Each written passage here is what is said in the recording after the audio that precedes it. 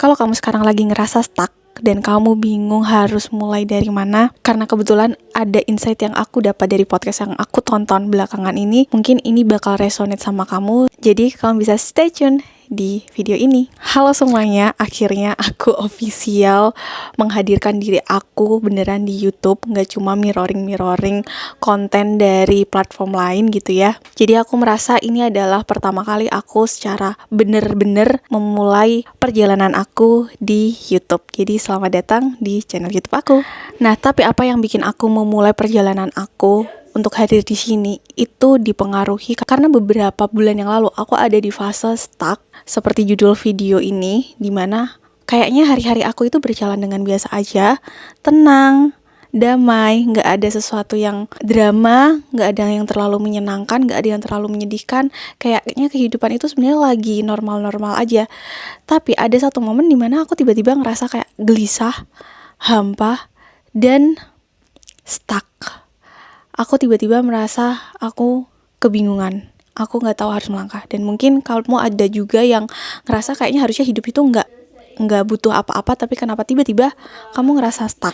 Untuk aku pribadi, ini bukan pertama kalinya terjadi. Ini udah sekian kalinya terjadi, dan aku sebenarnya udah nemuin pola bahwa setiap kali ini terjadi, itu tuh sebenarnya sebuah sinyal untuk aku belajar sesuatu yang baru, memutuskan sesuatu yang baru, dan kadangkala keputusan yang aku ambil itu sifatnya besar dan kayak aku harus membuat gebrakan hidup baru. Tapi kali ini tuh beda.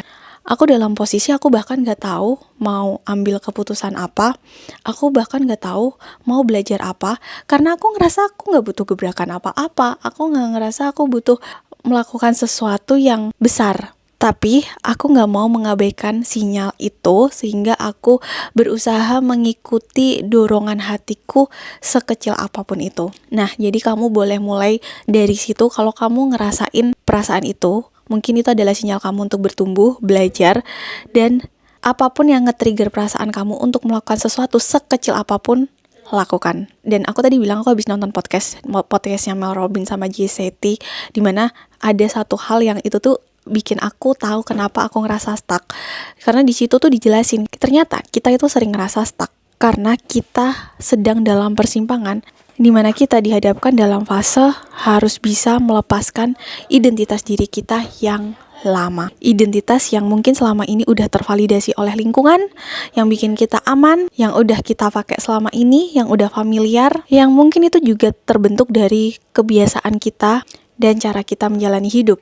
Dan itu rasional banget.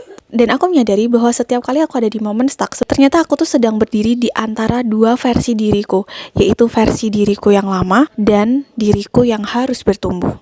Dan yang paling berat itu sebenarnya bukan ke arah diri kita yang baru, tapi adalah melepaskan identitas diri kita yang lama. Dan dari podcast itu tadilah aku mulai memperhatikan hal-hal kecil, kayak, tiba-tiba aku pengen ngubah kebiasaanku, dan ada keinginan-keinginan kecil yang muncul tanpa alasan yang jelas. Nah, kalau kamu ngerasain itu, ikutin sih kata aku.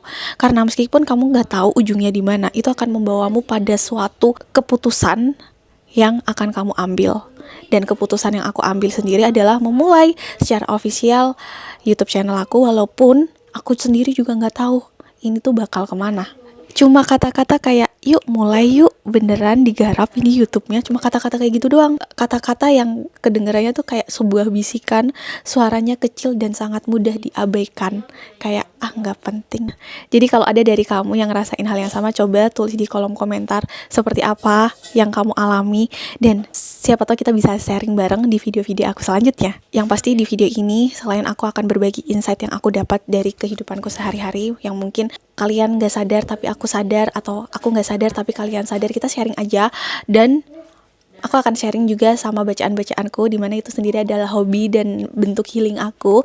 Bacaan-bacaanku yang kadang ringan, romance doang biasanya, atau mungkin aku membaca buku-buku self-improve yang cukup berarti buat aku. Jadi kita akan ketemu lagi di video aku selanjutnya.